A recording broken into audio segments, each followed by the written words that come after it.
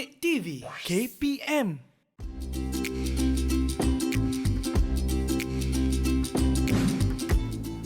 Assalamualaikum warahmatullahi wabarakatuh dan selamat sejahtera saya ucapkan kepada semua murid yang mengikuti siaran kelas di rumah pada hari ini. Saya doakan semua murid sihat dan dapat mengikuti pelajaran dengan baik. Hari ini saya, Ahmad Aizar, akan membincangkan topik ekonomi tingkatan 5. Sebelum kita mula, saya mohon semua yang mengikuti siaran pada hari ini dapat mengimbas kod QR pada paparan untuk mendaftar kehadiran.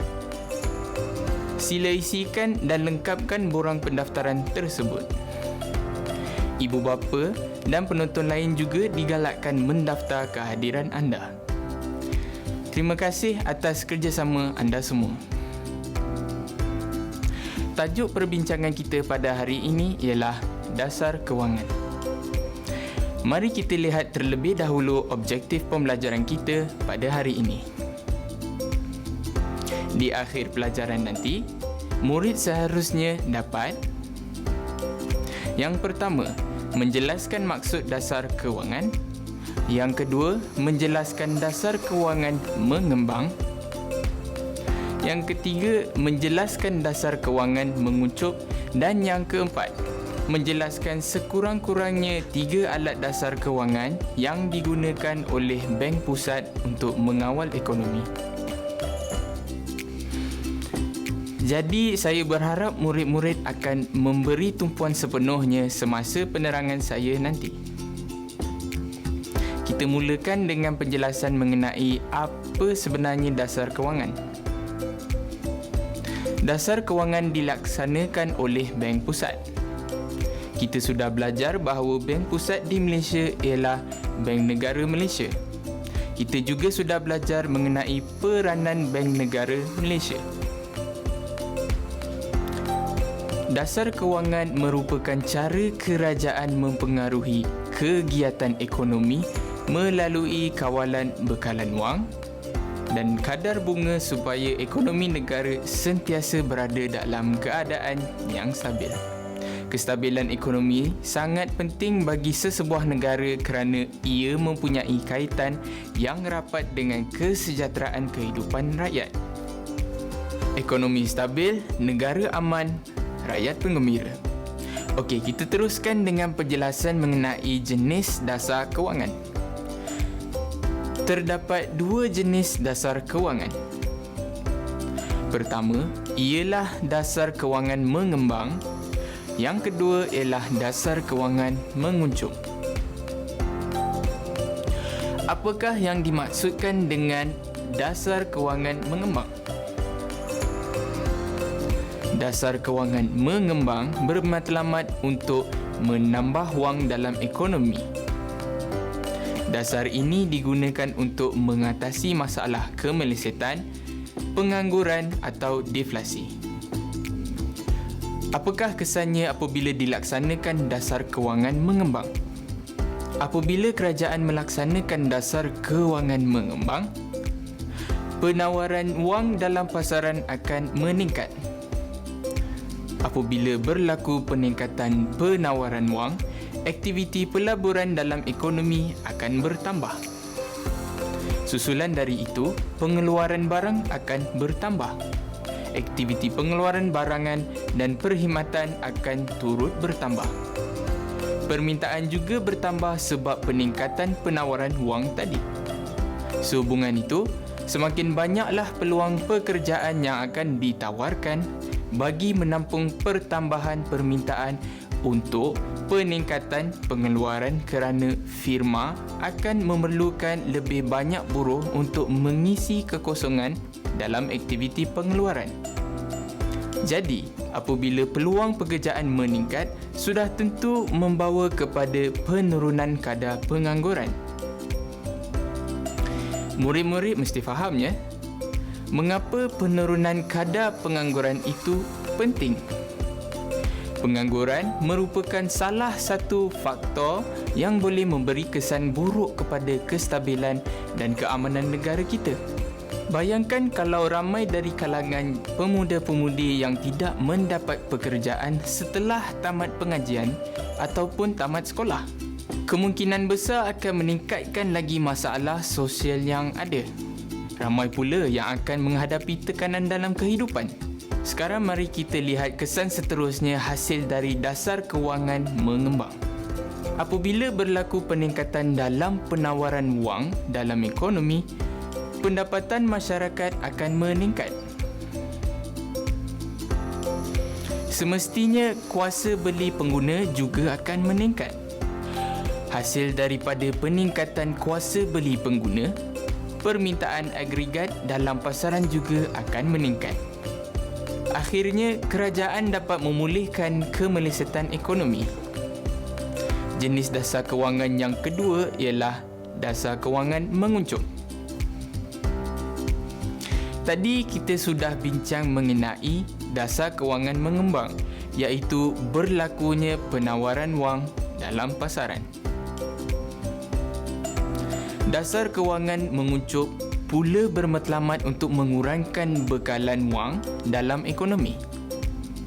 Dasar kewangan ini digunakan untuk mengatasi inflasi dalam ekonomi. Apakah yang akan berlaku apabila kerajaan melaksanakan dasar kewangan menguncup? Kita teliti pula kesan bila dilaksanakan dasar kewangan menguncup. Kebiasaannya ia dilaksanakan apabila berlaku inflasi. Kesan yang pertama, berlakunya pengurangan dalam penawaran wang. Apabila penawaran wang dalam ekonomi berkurang, aktiviti pelaburan dalam ekonomi juga berkurang. Seterusnya, aktiviti pengeluaran barang dan perkhidmatan akan turut juga berkurang. Ini menyebabkan peluang pekerjaan akan berkurang dan akibatnya peningkatan kadar pengangguran. Kesan seterusnya dari dasar kewangan menguncup ini ialah ia akan membawa kepada penurunan pendapatan masyarakat. Apabila berlaku penurunan pendapatan, bermakna pengguna tidak mempunyai tunai mencukupi menyebabkan kuasa beli mereka menurun. Seterusnya, permintaan agregat juga akan menurun. Susulan daripada apa yang berlaku tadi, tingkat harga umum juga akan menurun dan dengan ini, kerajaan dapat mengatasi masalah inflasi. Bagi melaksanakan dasar kewangan ini, seperti yang telah dibincangkan tadi, Bank Pusat perlu menggunakan alat dasar kewangan bagi mengawal ekonomi. Penggunaan alat dasar kewangan dapat mempengaruhi bekalan wang dalam ekonomi. Alat-alat dasar kewangan yang digunakan adalah seperti berikut. Yang pertama, nisbah rizab tunai. Yang kedua, nisbah rizab berkanun. Yang ketiga, kadar faedah. Yang keempat, surat jaminan kerajaan. Dan yang akhir sekali ialah syarat sewa beli. Kita akan membincangkan satu persatu alat dasar kewangan ini. Kita mulakan dengan nisbah rizab tunai. Apakah yang dimaksudkan dengan nisbah rizab tunai? Nisbah rizab tunai bermaksud simpanan wajib wang tunai di bank perdagangan berdasarkan jumlah deposit yang diterima. Bank Pusat akan mewajibkan sejumlah wang tunai yang tertentu yang perlu disimpan oleh bank perdagangan. Apakah yang perlu dilakukan ke atas nisbah rizab tunai semasa inflasi? Semasa berlakunya inflasi, nisbah rizab tunai ini harus dinaikkan semasa inflasi. Apakah kesan daripada tindakan tersebut? Kesannya, bank perdagangan terpaksa menyimpan lebih banyak rizab tunai yang menyebabkan keupayaan bank untuk memberi pinjaman akan jatuh dan jumlah pinjaman akan berkurang. Ini akan menyebabkan penawaran wang di pasaran jatuh atau bekalan wang dalam ekonomi akan berkurang. Akibatnya, pengguna tidak dapat membuat pinjaman seperti pinjaman perniagaan, perumahan atau pinjaman peribadi untuk perkembangan ekonomi. Sudah tentu akan membawa kepada kejatuhan kuasa beli atau permintaan berkurang. Maksudnya, tidak ramai orang yang akan membeli. Akibat daripada ini juga tingkat harga barangan cenderung menurun. Hasilnya, inflasi terkawal dan ekonomi akan kembali stabil. Sebaliknya, apabila berlaku kemelesetan ekonomi, Bank Pusat akan mengurangkan kadar rizab tunai. Ini bermakna jumlah rizab tunai yang perlu disimpan oleh bank perdagangan tidaklah sebanyak semasa berlakunya inflasi. Ini menyebabkan bank perdagangan boleh menyimpan sedikit rizab tunai. Kesannya, memberi keupayaan kepada bank perdagangan untuk meningkatkan pemberian pinjaman kepada pengguna. Dengan meningkatnya jumlah pinjaman tadi, penawaran wang dalam pasaran akan bertambah. Seterusnya, kuasa beli atau permintaan masyarakat akan meningkat. Jadi, urus jual beli akan berlaku dengan lebih rancak disebabkan adanya kemudahan kewangan yang disediakan oleh bank perdagangan. Ini akan membolehkan kemelesetan ekonomi dapat dipulihkan. Alat dasar kewangan yang kedua ialah nisbah rizab berkanun. Nisbah rizab berkanun merupakan simpanan wajib bank perdagangan di Bank Pusat berdasarkan jumlah deposit yang diterima. Semasa inflasi, Bank Pusat akan menaikkan kadar rizab berkanun yang menyebabkan bank perdagangan terpaksa menyimpan lebih banyak wang tunai di Bank Pusat. Perbezaan antara nisbah rizab tunai dengan nisbah rizab berkanun ini ialah di mana rizab tunai itu disimpan. Untuk rizab berkanun perlu disimpan di Bank Pusat. Jadi, kesan daripada tindakan ini, keupayaan bank perdagangan untuk memberi pinjaman dan penciptaan kredit akan jatuh atau menurun. Samalah juga dengan kesan yang saya telah sebutkan tadi, iaitu penawaran wang di pasaran akan jatuh atau bekalan wang dalam ekonomi menurun yang membawa kepada kejatuhan permintaan. Ini adalah kerana kuasa beli masyarakat telah menurun. Apabila berlaku penurunan permintaan, tingkat harga barangan cenderung menurun. Hasilnya, ekonomi dapat dipulihkan. Bagaimana pula sewaktu kemelesetan? Semasa berlakunya kemelesetan ekonomi, Bank Pusat akan menurunkan nisbah rizab berkanun. Bank perdagangan boleh menyimpan sedikit wang tunai di Bank Pusat. Kesan daripada tindakan ini, keupayaan bank untuk memberi pinjaman akan meningkat dan penciptaan kredit juga akan meningkat. Seterusnya, penawaran wang dalam ekonomi akan bertambah. Ini menyebabkan kuasa beli masyarakat meningkat. Sudah tentu susulan dari kesan ini, tingkat harga cenderung meningkat dan ekonomi dapat dipulihkan. Kesimpulannya, jika kita lihat alat dasar kewangan bagi nisbah rizab tunai dan berkanun, kita dapati perbezaan antara keduanya ialah di mana wang tunai disimpan sama ada di bank perdagangan atau Bank Pusat. Manakala kesan dari dasar yang dikenakan oleh Bank Pusat sewaktu berlakunya inflasi atau kemelesetan ekonomi, bagi kedua-duanya alat dasar tersebut adalah sama. Murid-murid boleh faham? Alat dasar kewangan yang seterusnya ialah kadar faedah. Apakah yang dimaksudkan dengan kadar faedah? Kadar faedah merupakan kos yang ditanggung oleh peminjam semasa membuat pinjaman. Perubahan kadar faedah akan memberi kesan terhadap kos meminjam dan beban hutang peminjam.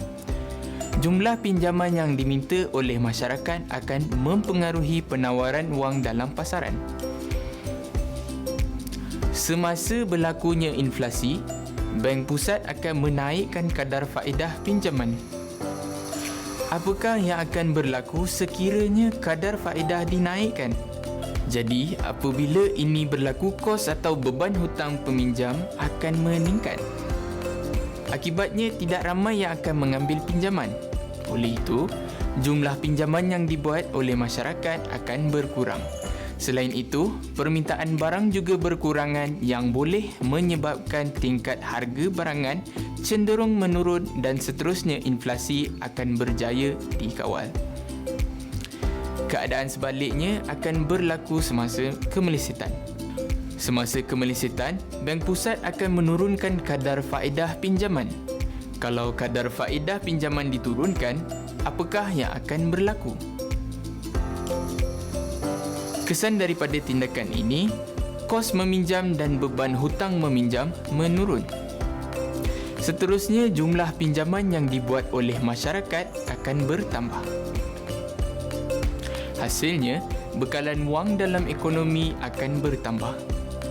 Kuasa beli masyarakat atau permintaan barang akan meningkat. Pada masa inilah, ramai yang akan membeli rumah, kereta atau lain-lain barang keperluan. Kemelesetan ekonomi dipulihkan dan ekonomi kembali stabil. Satu lagi alat dasar kewangan ialah surat jaminan kerajaan. Surat jaminan kerajaan merupakan surat bertulis yang dikeluarkan oleh kerajaan untuk memperoleh pinjaman daripada masyarakat atau institusi kewangan.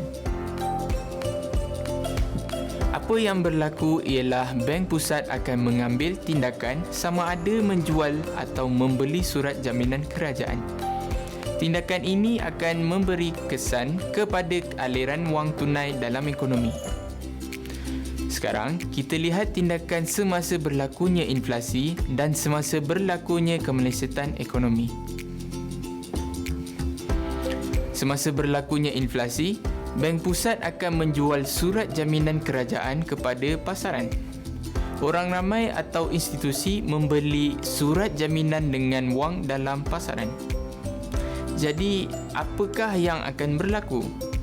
Kesan daripada tindakan ini, aliran wang tunai dalam ekonomi akan berkurang. Keupayaan bank perdagangan untuk memberi pinjaman dan penciptaan kredit menurun. Seterusnya, kuasa beli masyarakat akan menjadi rendah, permintaan barangan berkurangan. Tingkat harga barangan cenderung menurun. Situasi ini akan membawa kepada inflasi dapat dikawal dan ekonomi kembali pulih. Sebaliknya, semasa kemelesetan ekonomi berlaku, Bank Pusat akan membeli surat jaminan kerajaan dalam pasaran. Orang ramai atau institusi menjual surat jaminan dan memperoleh wang. Kesan daripada tindakan tersebut, penawaran wang atau aliran wang tunai dalam ekonomi akan bertambah. Seterusnya, bank perdagangan berkeupayaan untuk memberi pinjaman dan penciptaan kredit dapat ditingkatkan. Dengan ini, bekalan wang dalam ekonomi bertambah. Kuasa beli masyarakat akan meningkat. Permintaan barangan akan bertambah. Tingkat harga cenderung meningkat. Seterusnya, kemelesetan dapat dipulihkan. Surat jaminan kerajaan ini mempunyai nilai tertentu yang memberi keuntungan kepada pembeli dan juga penjual. Bergantung kepada keadaan ekonomi semasa, penetapan penjualan dan pembelian surat jaminan kerajaan ditentukan oleh Bank Pusat. Alat dasar kewangan yang terakhir yang akan dibincangkan pada hari ini ialah syarat sewa beli. Syarat sewa beli merupakan syarat dan terma semasa membuat pinjaman sewa beli. Syarat sewa beli ini ditentukan oleh pihak kerajaan melalui Bank Pusat. Semasa berlakunya inflasi, kerajaan akan mengetatkan kawalan syarat sewa beli iaitu dengan mengurangkan jumlah pinjaman maksimum dan memendekkan tempoh bayaran balik pinjaman. Contoh, sekiranya seseorang hendak mengambil pinjaman kenderaan, Kadar pinjaman maksimum yang ditetapkan ialah RM200,000 untuk tempoh pinjaman selama 7 tahun sahaja. Sebelum itu mungkin dibenarkan sehingga RM300,000 untuk tempoh 9 tahun. Selain itu, deposit pinjaman ditingkatkan dan kadar faedah juga akan dinaikkan. Bermakna sekiranya jumlah deposit ditetapkan sebanyak 10%, peminjam perlu ada wang deposit sebanyak RM20,000. Apakah kesan daripada tindakan bank pusat tersebut? Akibat daripada tindakan tersebut, keupayaan pengguna untuk berbelanja akan jatuh kerana kadar faedah yang tinggi. Tempoh pinjaman pula dipendekkan, bermakna bayaran bulanan agak tinggi. Jadi tidak ramai yang akan membuat pinjaman untuk pembelian barangan. Permintaan barangan akan merosot dan seterusnya inflasi dapat dikawal. Sebaliknya, semasa berlakunya kemelesetan ekonomi, Bank Pusat akan melonggarkan kawalan syarat sewa beli dengan menaikkan jumlah pinjaman maksimum dan memanjangkan tempoh bayaran balik pinjaman. Deposit pinjaman juga akan diturunkan dan kadar faedah akan dikurangkan. Kesan daripada tindakan ini, keupayaan pengguna untuk berbelanja akan bertambah. Permintaan barangan akan meningkat. Ini akan dapat memulihkan semula ekonomi. Nampaknya kita telah selesai membincangkan kesemua 5 alat dasar kewangan yang digunakan dalam mengawal inflasi dan kemelesetan ekonomi. Sebagai kesimpulannya, apa yang telah dipelajari tadi dapat diringkaskan dalam jadual seperti di paparan. Semasa inflasi, kerajaan akan mengambil tindakan berikut. Rizab tunai, rizab berkanun, kadar faedah dinaikkan, jual surat jaminan kerajaan dan ketatkan syarat sewa beli. Manakala semasa kemelesetan, rizab tunai, rizab berkanun dan kadar faedah diturunkan, beli surat jaminan kerajaan dan longgarkan syarat sewa beli. Untuk menguji kefahaman murid-murid untuk sesi pembelajaran pada hari ini, saya telah sediakan beberapa soalan kuis. Soalan yang pertama, apakah yang dimaksudkan dengan dasar kewangan? Dasar kewangan merupakan cara kerajaan mempengaruhi kegiatan ekonomi melalui kawalan bekalan wang dan kadar bunga supaya ekonomi negara sentiasa berada dalam keadaan yang stabil. Soalan seterusnya, jelaskan tindakan yang boleh dilaksanakan oleh Bank Pusat apabila berlaku inflasi.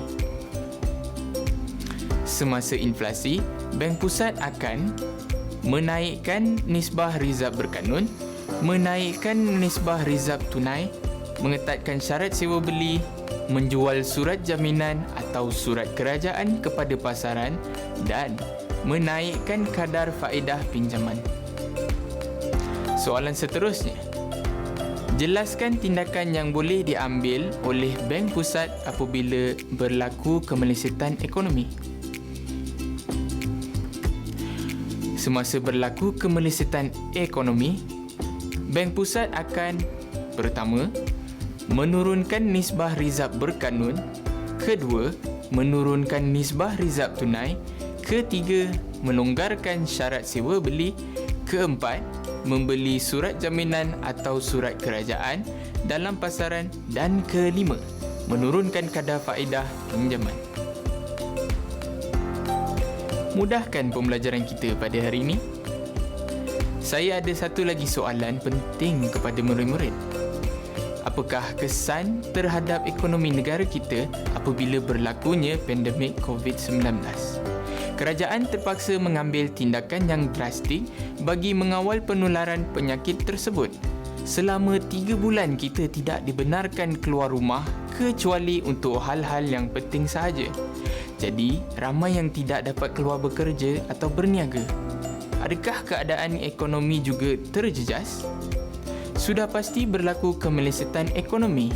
Keadaan ini bukan sahaja berlaku di negara kita tetapi juga di negara-negara lain seluruh dunia. Apakah tindakan yang diambil oleh kerajaan untuk menangani situasi semasa ekonomi?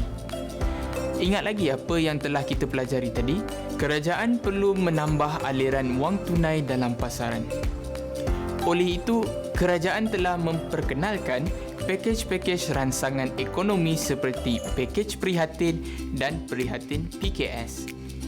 Kesan daripada pakej ini, sektor pekerjaan kembali beroperasi dengan rancak dan meningkatkan peluang pekerjaan kepada rakyat. Seterusnya, mengurangkan beban aliran tunai rakyat. Kerajaan juga telah memperkenalkan pakej penjana iaitu Pelan Jana Semula Ekonomi Negara. Pakej ini mempunyai 3 teras utama iaitu memperkasakan rakyat, melonjakkan perniagaan dan merangsang ekonomi. Pakej-pakej ekonomi ini adalah tambahan kepada apa yang telah kita pelajari mengenai usaha kerajaan untuk menstabilkan ekonomi negara selain dari alat dasar kewangan yang disebutkan dalam pembelajaran kali ini. Sekian saja sesi pembelajaran kita pada hari ini. Syabas dan tahniah murid-murid. Satu tepukan cemerlang untuk anda. Saya harap agar murid-murid dapat menguasai objektif pembelajaran kita pada hari ini. Akhir kata, selamat maju jaya, jangan putus asa. Saya doakan semoga semua murid menjadi murid yang cemerlang. Terima kasih dan Assalamualaikum.